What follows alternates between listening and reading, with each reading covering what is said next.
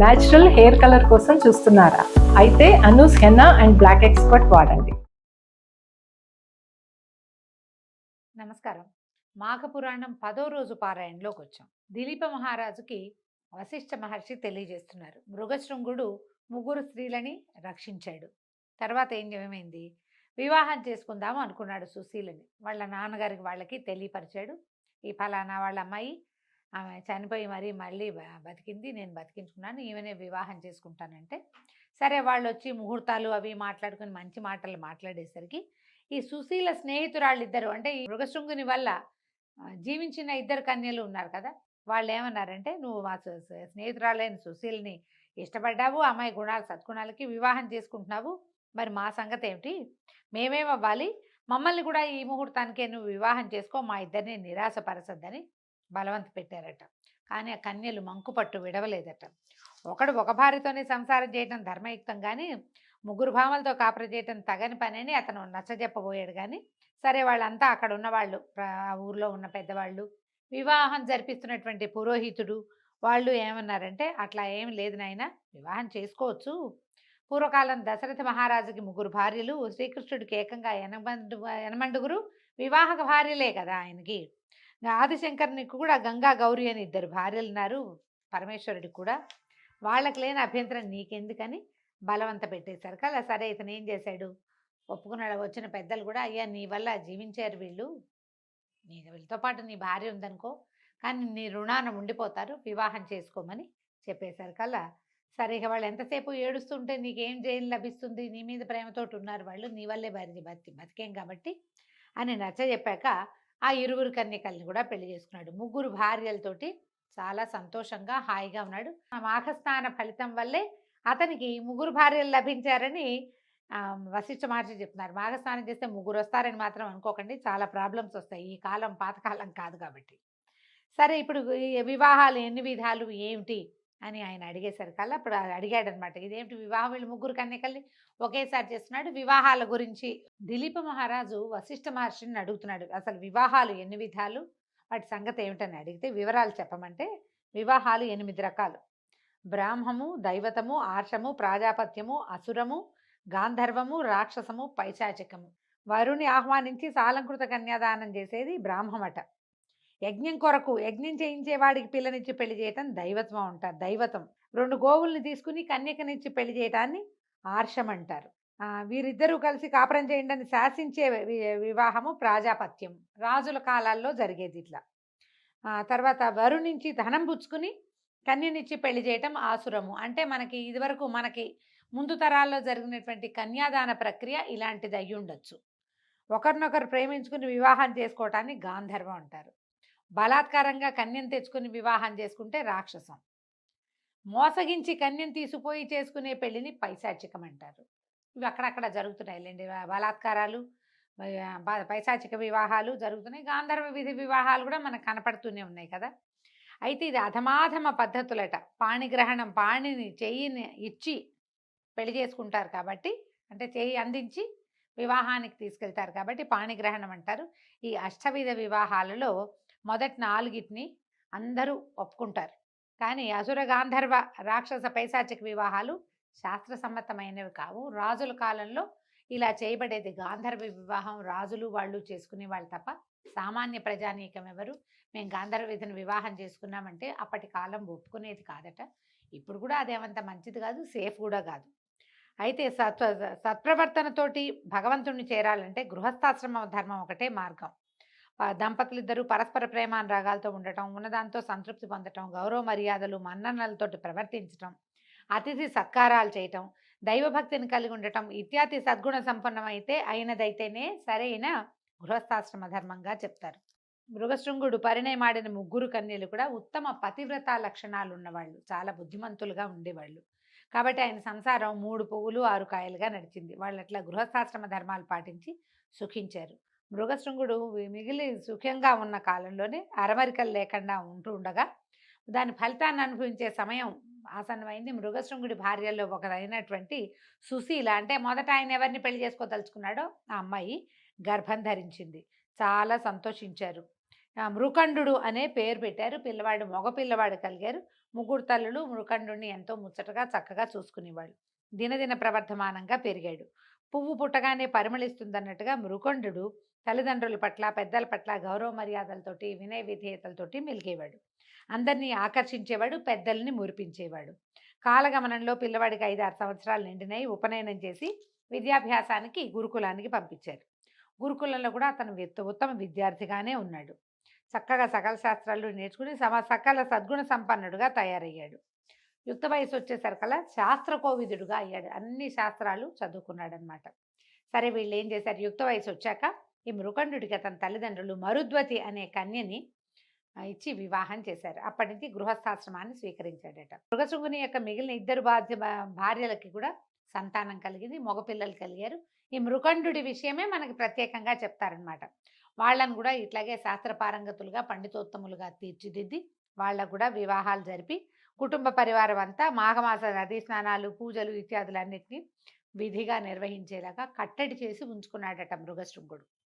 క్రమంగా మనుమలు కలిగారు, వంశాభివృద్ధి కలిగింది.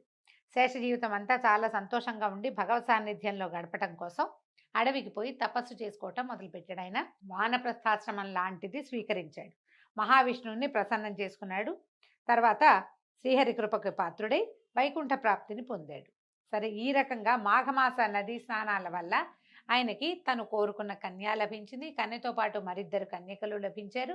వారి వాళ్ళ సంతానం కలిగింది. ఆ సంతానానికి కూడా సంతానం కలిగింది. తను ఎట్లా చదివించదలుచుకున్నాడో, ఎలాంటి విధానం తన కుటుంబంలో కావాలనుకున్నాడో అది ఇతనికి లభించింది. మాఘస్నాన ఫలితమే ఇదని మహర్షి రాజుగారికి చెప్తున్నారు.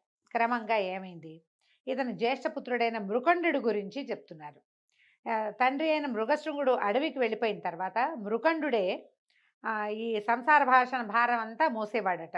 సుఖంగా సంసారం చేసుకునేవాడు, చక్కగా ఇల్లు వాకిలి అతనే హ్యాండిల్ చేసేవాడు.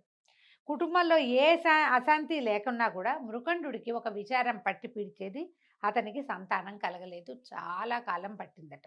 ఒకనాడు నాకే ఎందుకు జరుగుతుంది, సకల శాస్త్ర పారంగతుడిని కదా నేను, పూజలు పునస్కారాలు చేసేటువంటి విష్ణు భక్తుడిని, నేను చేసే పూజలో ఏదైనా లోపం ఉందా, మరి నాకు ఎందుకు సంతానం కలగట్లేదు, కాశీ మహాక్షేత్రమని నీలకంఠునికి ప్రత్యక్ష నిలయమని దాన్ని దర్శించినంత మాత్రమనే సకల కోరికలు సిద్ధిస్తాయి, సమస్త పాపాలు హరిస్తాయి.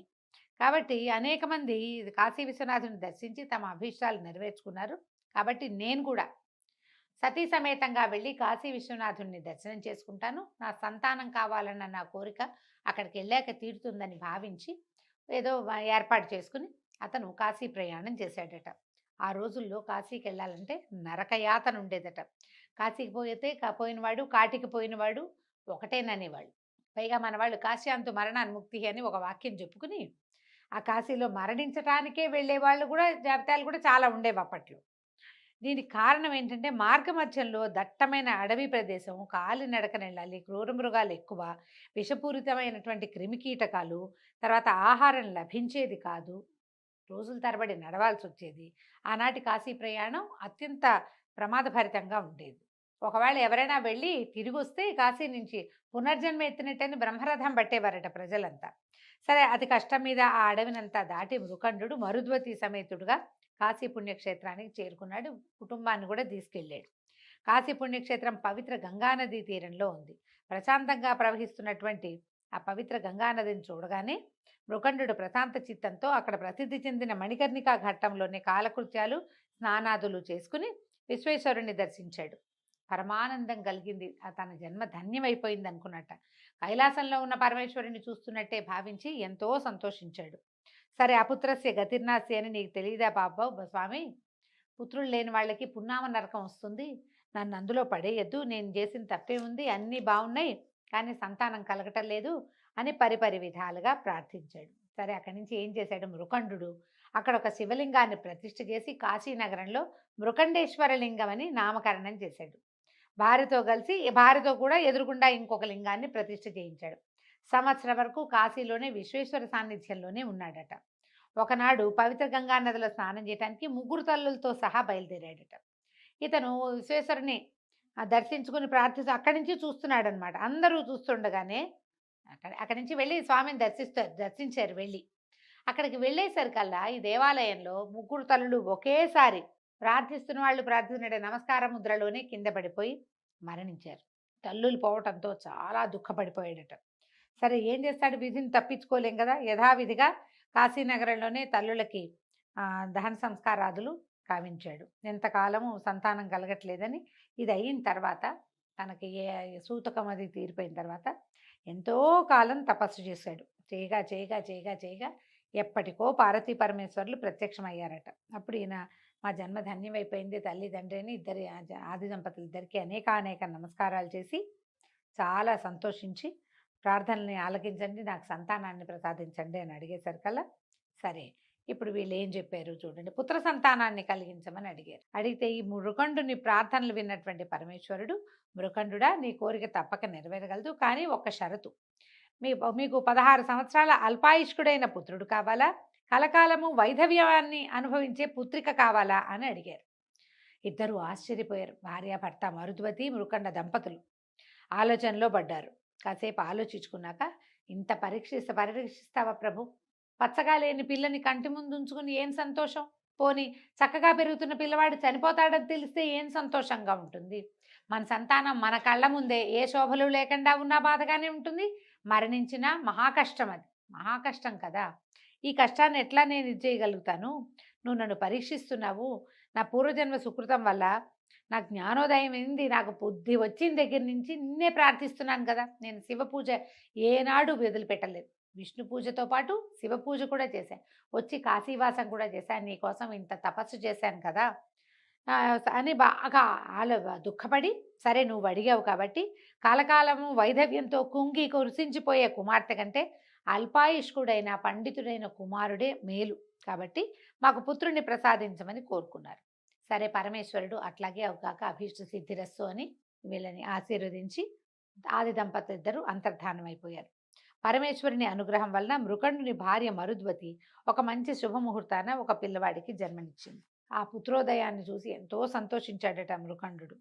బాగా అందరూ సంతోషించారు, చుట్టుపక్కల వాళ్ళంతా వచ్చారు. మృకండాశ్రమానికి వచ్చినటువంటి వ్యాస మహర్షి కూడా అతనికి దీవించి పిల్లవాడిని పరిపరి విధాల దీవించి జాతకర్మ కూడా చేశారు. అప్పుడు ఈ చెప్తున్నారు, దిలీప మహారాజా వింటివి కదా, పరమ భాగవతోత్తముడు సకల శాస్త్ర పారంగతుడు అతి నిష్ఠాగరిష్ఠుడు మునిశ్రేష్ఠుడు అయినటువంటి మృకండు పార్వతీ పరమేశ్వరులను మెప్పించి పుత్రుని పొందగలిగాడు. అతడే వేదాంగ కోవిదుడు పరమ భాగవతోత్తముడైనటువంటి మార్కండేయుడు. మార్కండేయ చరిత్ర రేపు భాగంలో తెలుసుకుందామండి. ఇవాళకి సెలవు, రేపు కలుసుకుందాం. నమస్కారం.